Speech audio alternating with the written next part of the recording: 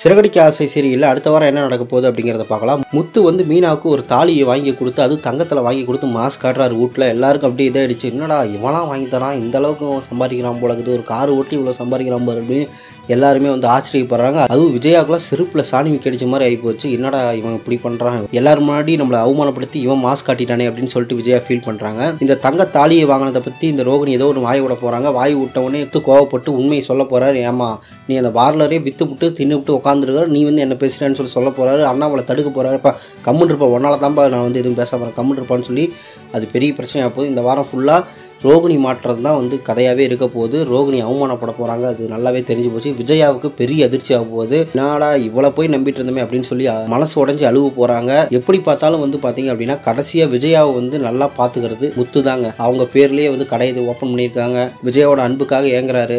இந்த மாதிரி வந்து கொண்டு போகிறது முத்து மட்டும் தான். இதை எப்போ புரிஞ்சுக்காங்கன்னு தெரியல. ஆனால் அடுத்த வாரம் வந்து ரோகிணி மாற்றுறது கன்ஃபார்ம்.